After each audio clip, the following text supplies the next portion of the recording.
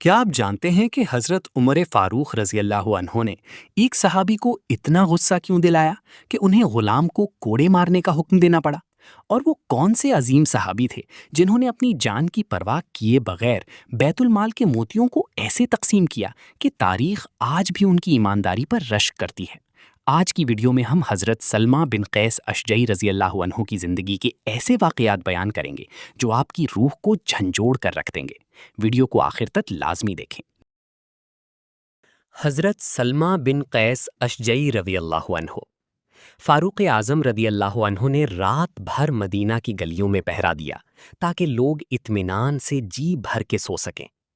آپ پہرے کے دوران پوری رات گلیوں بازاروں میں چکر لگاتے رہے اور ساتھ ہی بہادر صحابہ رضی اللہ عنہ کے متعلق سوچتے رہے کہ ان میں سے ایران کے مغربی صوبے اہواز کو فتح کرنے کے لیے لشکر اسلام کا سپہ سالار کس کو بنایا جائے۔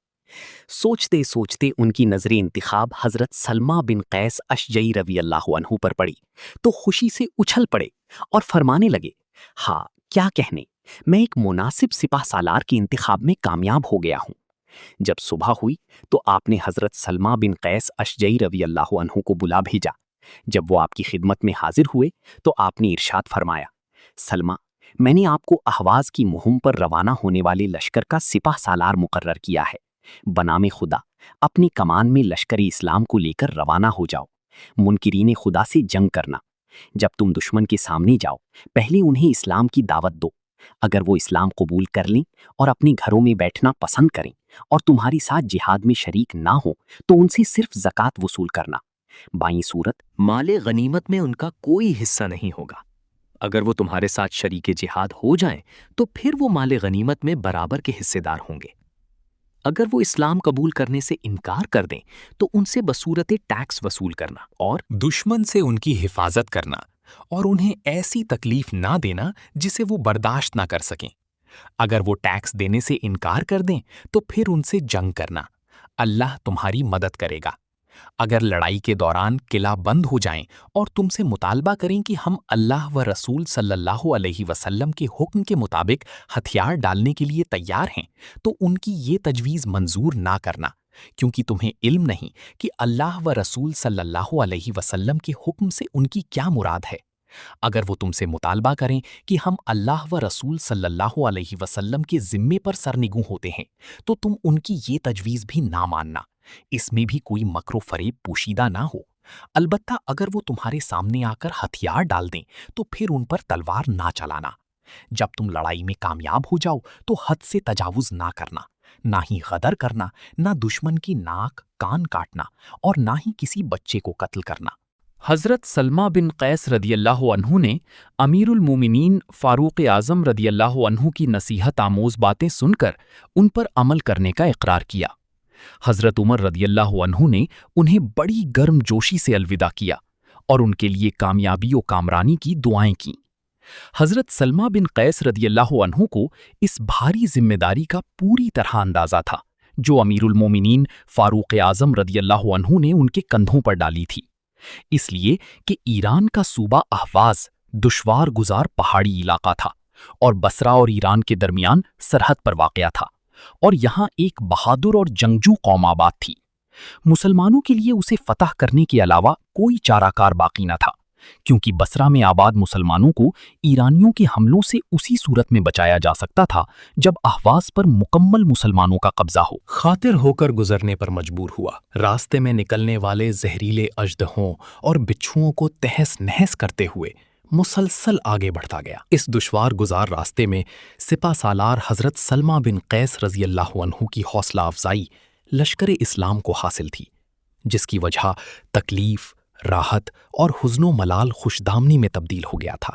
وقفے وقفے سے وہ اپنے لشکر کو پند و نصائح سے بھی نوازتے، جس سے ان کے حوصلے بلند ہوتے جاتے۔ رات کا سماں قرآنی آیات کی عطر بیز فضاؤں سے مہک اٹھتا۔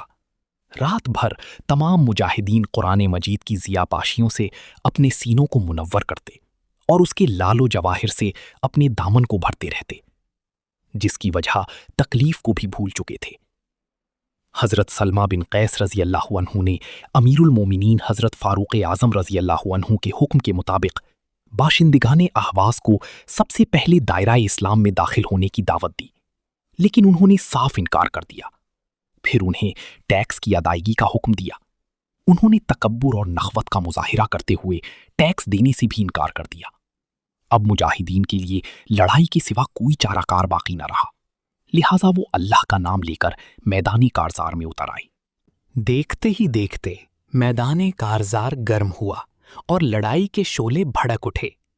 دونوں فوجوں نے بہادری کے ایسے جوہر دکھلائے جن کی جنگی تاریخ میں بہت کم مثال ملتی ہے۔ پھر تھوڑی ہی دیر میں مجاہدین کو اعلاء کلمت اللہ کے لیے فتح و نصرت نصیب ہوئی اور مشرکین کو ذلت آمیز شکست سے دوچار ہونا پڑا۔ جب لڑائی اپنے منطقی نتیجے کو پہنچ گئی اور سپہ سالار حضرت سلمہ بن قیس رضی اللہ عنہ اپنے لشکر میں مال غنیمت تقسیم کرنے لگے تو انہیں ایک بہت قیمتی اور عمدہ ہار نظر آیا۔ ان کے دل میں یہ خواہش پیدا ہوئی کہ یہ ہار امیر المومنین کی خدمت میں بطور تحفہ بھیج دیا جائے، تو لشکر سے کہا، اگر یہ ہار تمہارے درمیان تقسیم کر دیا جائے تو اس سے تمہارا کیا بنے گا؟ اگر تم بطیب خاطر اجازت دو تو میں یہ ہار امیر المومنین کو بطور تحفہ بھیج دوں۔ سب نے بیک زبان کہا، ہاں ضرور بھیج دیجیے، آپ کا یہ فیصلہ بہت مناسب ہے۔ آپ نے وہ ہار چھوٹی سی صندوقچی میں بند کیا اور اپنی قوم کے ایک آدمی کو بلا کر حکم دیا کہ تم اور تمہارا غلام ابھی مدینہ روانہ ہو جاؤ، پہلے امیر المومنین کو فتح کی خوشخبری دینا اور اس کے بعد یہ ہار ان کی خدمت میں پیش کرنا۔ اس شخص کے ساتھ مدینہ منورہ میں امیر المومنین عمر بن خطاب رضی اللہ عنہ کی جانب سے جو سلوک کیا گیا وہ ہر مسلمان کے لیے باعث عبرت ہے۔ ہم یہ واقعہ آپ کو اسی کی زبانی سناتے ہیں۔ قبیلہ اشجع کا وہ شخص بیان کرتا ہے کہ میں اور میرا غلام بصرہ کی طرف روانہ ہوئے۔ وہاں پہنچ کر ہم نے سفر کے لیے 2 سواریاں خریدیں۔ اس کے لیے اجازت اور سرمایہ ہمیں حضرت سلمہ بن قیس رضی اللہ عنہ نے عنایت کیا تھا۔ ہم نے زاد راہ ان پر لادا اور مدینہ کی طرف روانہ ہو گئے۔ جب ہم وہاں پہنچے تو میں نے امیر المومنین کو تلاش کیا۔ وہ ایک جگہ پر اپنے عصا پر ٹیک لگائے مسلمانوں کو کھلائے جانے والے کھانے کی نگرانی کر رہے تھے۔ آپ اپنے غلام یرفا کو فرما رہے تھے، اے یرفا، ان لوگوں کے سامنے مزید گوشت رکھو، اے یرفا، ان لوگوں کے سامنے مزید روٹی رکھو، اے یرفا، ان لوگوں کے برتنوں میں اور زیادہ شوربہ ڈالو۔ جب میں ان کے پاس آیا تو آپ نے ارشاد فرمایا، بیٹھو۔ میں وہیں عام لوگوں کے ساتھ بیٹھ گیا۔ میں نے کھانا کھایا۔ جب لوگ کھانے سے فارغ ہو گئے تو آپ نے ارشاد فرمایا، اے یرفا، دسترخوان اٹھا لو۔ پھر آپ چل دیے اور میں آپ کے پیچھے ہو لیا۔ جب آپ گھر میں داخل ہو گئے تو میں نے اندر آنے کی اجازت طلب کی۔ آپ نے کمال شفقت سے اجازت فرما دی۔ آپ بالوں کی بنی ہوئی ایک چٹائی پر بیٹھ گئے۔ 2 ایسے تکیوں کے ساتھ ٹیک لگائے ہوئے تھے جو کھجور کے پتوں سے بھرے ہوئے تھے۔ ان میں سے ایک تکیا میری طرف کھسکا دیا اور میں اس پر بیٹھ گیا۔ آپ نے پردے کی طرف دیکھا اور اپنی بیوی سے ارشاد فرمایا، اے ام کلثوم، ہمیں کھانا دیجیے۔ میرے دل میں خیال آیا کہ امیر المومنین نے اپنے لیے کوئی خاص کھانا تیار کروایا ہوگا۔ بیوی نے تیل میں تلی ہوئی ایک روٹی جس پر سالن کی جگہ نمک رکھا ہوا تھا آپ کو پکڑا دی۔ پھر آپ نے میری طرف دیکھا اور ارشاد فرمایا، آؤ کھانا کھاؤ۔ میں نے تعمیل حکم کے طور پر چند ایک لقمے لیے۔ آپ نے کھانا کھایا۔ آپ کے کھانے کا انداز ایسا دلربا تھا کہ میں نے کبھی کسی کو اس عمدہ انداز میں کھاتے ہوئے نہیں دیکھا۔ پھر آپ نے فرمایا، ہمیں پانی پلاؤ۔ تو آپ کی خدمت میں ستو کا بھرا ہوا ایک پیالہ پیش کر دیا گیا۔ آپ نے فرمایا، پہلے اس مہمان کو پلاؤ۔ میں نے پیالہ پکڑا اور تھوڑے سے ستو نوش کیے۔ میں نے محسوس کیا کہ جو ستو میں نے اپنے لیے تیار کروائے ہیں وہ اس سے کہیں بہتر اور عمدہ ہیں۔ پھر آپ نے پیالہ پکڑا اور ستو نوش فرمائے اور یہ دعا پڑھی، الحمدللہ الذی اطعمنا واسقانا فاروانا۔ شکر ہے اس اللہ کا جس نے ہمیں کھلایا اور پلایا اور سیراب کیا۔ اس کے بعد میں نے عرض کیا، امیر المومنین، میں ایک خط لے کر آپ کی خدمت میں حاضر ہوا ہوں۔ آپ نے دریافت کیا، کہاں سے؟ میں نے عرض کیا، سلمہ بن قیس رضی اللہ عنہ کی جانب سے۔ آپ نے فرمایا، سلمہ بن قیس رضی اللہ عنہ اور اس کے قاصد کو میں خوش آمدید کہتا ہوں۔ اسلام کے متعلق کچھ بتائیے۔ میں نے عرض کیا، امیر المومنین، آپ کی تمنا کے مطابق لشکر اسلام کو اللہ تعالیٰ کی فتح و نصرت سے ہمکنار کیا۔ میں نے اس جنگ میں پیش آنے والے واقعات تفصیل کے ساتھ آپ کی خدمت میں پیش کیے۔ آپ نے تفصیلات سن کر ارشاد فرمایا، اللہ کا شکر ہے، اس نے ہم پر بے انتہا فضل و کرم فرمایا۔ پھر آپ نے ارشاد فرمایا، کیا تمہارا بصرہ سے گزر ہوا؟ میں نے عرض کیا، ہاں یا امیر المومنین۔ آپ نے پوچھا، مسلمانوں کا کیا حال ہے؟ میں نے بتایا، الحمدللہ خیریت سے ہیں۔ آپ نے دریافت کیا، بازار میں اشیاء صرف کے نرخ کیسے ہیں؟ میں نے بتایا، چیزیں بہت سستی ہیں۔ آپ نے پوچھا، گوشت کا کیا بھاؤ ہے؟ گوشت عربوں کی مرغوب غذا ہے، جب تک گوشت نہ ملے انہیں تسلی نہیں ہوتی۔ میں نے بتایا، گوشت تو وافر مقدار میں دستیاب ہے۔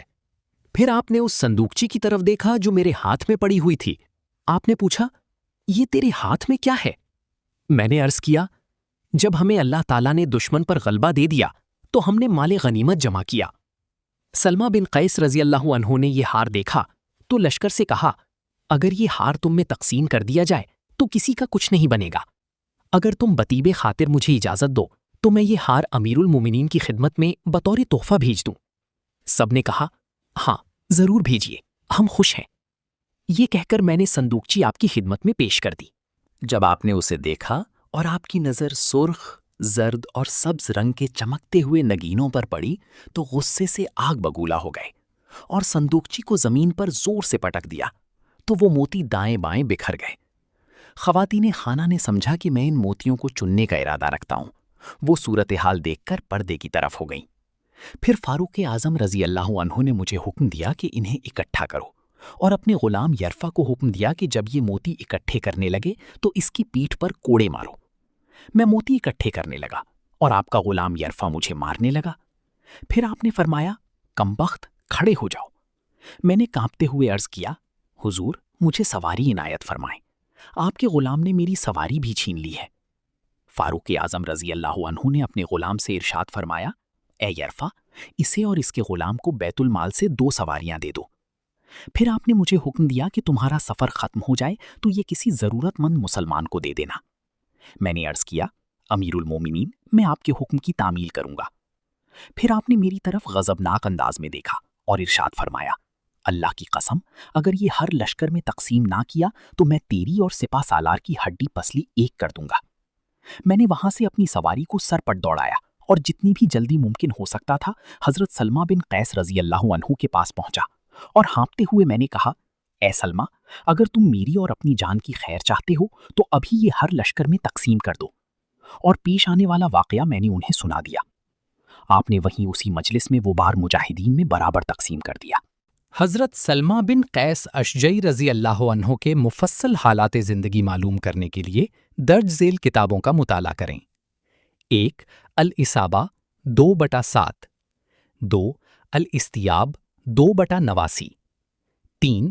اسد الغابہ 2/232، 4. تہذیب التہذیب 2/153، 5. موجم البلدان 1/283، 6. حیات الصحابہ 1/321، 7. قادۃ فتح فارس۔ حضرت سلمہ بن قیس رضی اللہ عنہ اور حضرت ابو ہریرہ رضی اللہ عنہ جیسے صحابہ کی زندگیاں ہمارے لیے مشعل راہ ہیں۔ ان عظیم ہستیوں نے اسلام کی سربلندی کے لیے جو قربانیاں دیں وہ قیامت تک یاد رکھی جائیں گی۔ اگر آپ کو یہ معلوماتی ویڈیو پسند آئی ہے تو اسے لائک کریں، اپنے دوستوں کے ساتھ شیئر کریں اور ہمارے چینل کو سبسکرائب کرنا نہ بھولیں۔ اللہ ہم سب کو صحابہ کرام کے نقش قدم پر چلنے کی توفیق عطا فرمائے، آمین۔ ملتے ہیں اگلی ویڈیو میں۔ اللہ حافظ۔